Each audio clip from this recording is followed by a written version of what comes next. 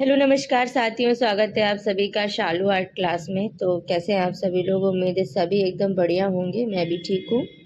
तो चलिए फिर आज के अगले जो है इम्पोर्टेंट क्वेश्चन शुरू करती हूँ। आज हम लोग असित कुमार हल्दर को पढ़ेंगे। इससे पहले मेरी रिक्वेस्ट है आप सभी लोगों से, जो लोग चैनल पर नए हैं, प्लीज़ सब्सक्राइब करके बेल आइकन दबा लें मेरी किसी भी लेटेस्ट अपडेट के लिए। और सबको बता देना चाहूँगी कि आज से मैं कोशिश करूँगी कि रोज़ रात में 8 से 9 आपके साथ में लाइव क्वेश्चन आंसर शेयर करूं। मैं रिवीजन कराऊंगी बस फिर से। तो आप जो भी लोग मेरी लाइव क्लास में आना चाहते हैं, बिल्कुल 8 से 9 एकदम फ्री रहिए, तैयार रहिए। तो चलिए शुरू करती हूं। असित कुमार हल्दर के बारे में पढ़ेंगे, जिनका जन्म 1890 में हुआ, मृत्यु 1964 ईस्वी में। थोड़ा सा सर्दी हो गई है, इसलिए शायद मेरी आवाज़ भारी आ रही होगी। कला एवं शिल्प महाविद्यालय लखनऊ के पहले भारतीय प्रधानाचार्य थे। मैं क्वेश्चन रिपीट करती हूँ। कला एवं शिल्प महाविद्यालय लखनऊ के पहले भारतीय प्रधानाचार्य थे, तो असित कुमार हल्दर थे। ठीक है, नेक्स्ट क्वेश्चन है, असित कुमार हल्दर किस कला एवं शिल्प महाविद्यालय के प्राचार्य थे? तो लखनऊ के थे। नेक्स्ट क्वेश्चन है, असित कुमार हल्दर किस आर्ट कॉलेज के प्रिंसिपल थे? तो लखनऊ आर्ट कॉलेज के प्रिंसिपल थे। अगला प्रश्न है, असित हल्दर जाने जाते हैं, किसके लिए जाने जाते हैं? आधुनिक चित्रकार के रूप में ये जाने जाते हैं असित कुमार हल्दर। अगला प्रश्न है, समकालीन कलाकारों में से बंगाल शैली का प्रभाव किस पर सर्वाधिक है? समकालीन कलाकारों में से बंगाल शैली का प्रभाव किस पर सर्वाधिक है? तो असित कुमार हल्दर पर ज़्यादा है। नेक्स्ट क्वेश्चन है, हल्दर की मधुरता का महान स्मारक कौन सा चित्र है?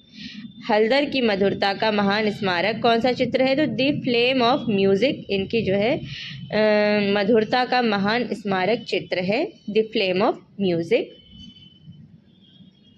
नेक्स्ट क्वेश्चन है, अजंता गुफाओं की अनुकृतियां किसने तैयार की? तो असित कुमार हल्दर ने की थी अजंता गुफाओं की अनुकृतियां तैयार।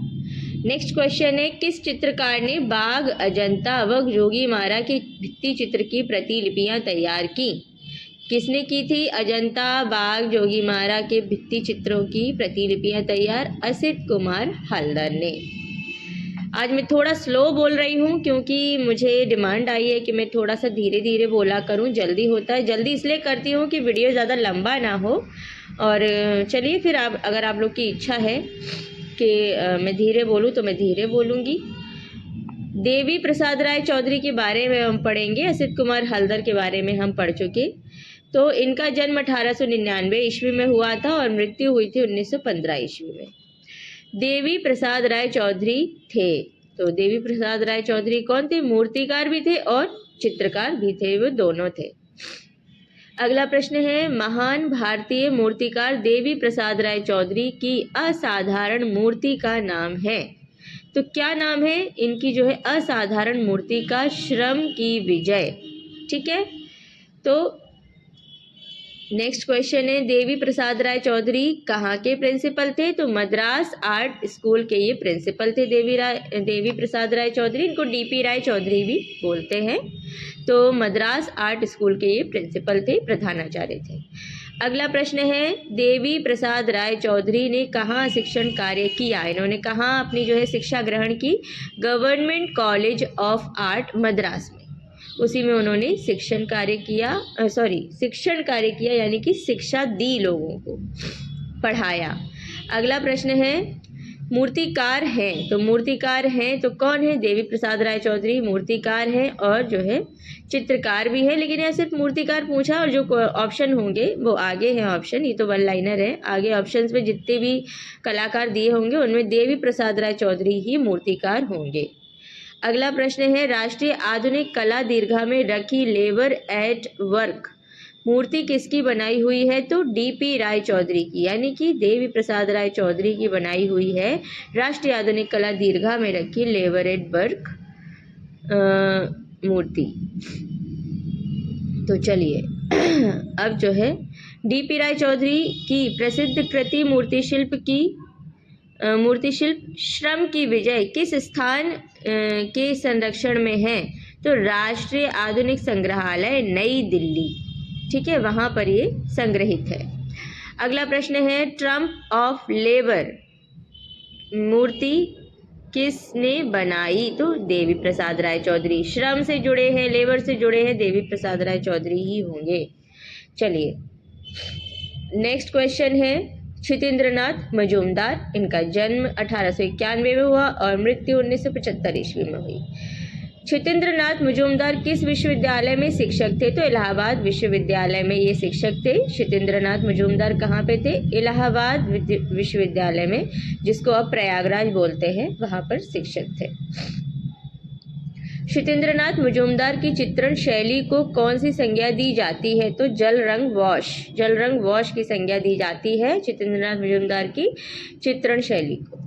अगला प्रश्न है बंगाल शैली के एक चित्रकार जो सच्चे वैष्णव जन की भांति अपने चित्रों में राधा कृष्ण का ही चित्रांकन करते रहे, वे हैं क्षितेंद्रनाथ मजूमदार। तो क्या बंगाल शैली के एक चित्रकार जो सच्चे वैष्णव जन की भांति अपने चित्रों में राधा कृष्ण का ही चित्रांकन करते रहे, वे कौन है? क्षितेंद्रनाथ मजूमदार। अगला प्रश्न है चैतन्य का गृह त्याग चित्र किस चित्रकार ने बनाया? तो क्षितेंद्रनाथ मजूमदार ने बनाया चैतन्य का गृह त्याग। चलिए अब जो है विनोद बिहारी मुखर्जी के बारे में पढ़ेंगे। उस चित्रकार का नाम बताइए। सबसे पहले तो विनोद बिहारी मुखर्जी के बारे में जो जान लेते हैं, इनका जन्म 1904 ईस्वी में हुआ और मृत्यु 1980 ईस्वी में हुई। अब इनसे जुड़े प्रश्न पढ़ते हैं। उस चित्रकार का नाम लिखिए जिसने अंधे होने के बावजूद भी अपना काम जारी रखा, मतलब अंधे थे, उनकी आंखें में कोई रोशनी नहीं थी, फिर भी उन्होंने जो है अपना काम जारी रखा, तो विनोद बिहारी मुखर्जी ने। अगला प्रश्न है उस कलाकार का नाम लिखिए जो शांति निकेतन के हिंदी भवन में स्थित भित्ति चित्रों के लिए प्रसिद्ध है। शांति निकेतन के हिंदी भवन में भित्ति चित्रों के लिए कौन सा कलाकार प्रसिद्ध है? तो विनोद बिहारी मुखर्जी। अगला प्रश्न है शांति निकेतन में मध्य युगीन हिंदू संत के भित्ति चित्रों को किसने चित्रित किया? शांति निकेतन में मध्य युगीन हिंदू संत के भित्ति चित्रों को किसने चित्रित किया? तो विनोद बिहारी मुखर्जी ने किया था। अगला प्रश्न है पश्चिम बंगाल के उस चित्रकार और भित्ति चित्रकार को पहचानिए जिसने कला भवन के छात्रावास के छत पर वीर भूमि के ग्रामीण जीवन को चित्रित किया। तो ये कौन थे? विनोद बिहारी मुखर्जी। इन्होंने क्या किया था? पश्चिम बंगाल के वह जो है चित्रकार थे जिन्होंने भित्ति चित्रकार विनोद बिहारी मुखर्जी एक ऐसे चित्रकार और भित्ति चित्रकार थे जिन्होंने कला भवन के छात्रावास की छत पर वीरभूमि के ग्रामीण जीवन को चित्रित किया था।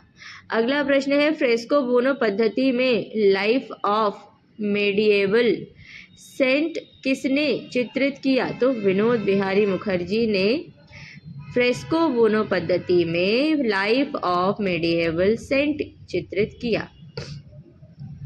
अब राम किंकर बैच के बारे में भी पढ़ लेते हैं। इनका जन्म 1906 और मृत्यु 1980 ईस्वी में हुई थी राम किंकर बैच की। तो राम किंकर बैच का जन्म हुआ था बंगाल में हुआ था। राम किंकर बैच का जन्म, राम किंकर बैच थे मूर्तिकार थे।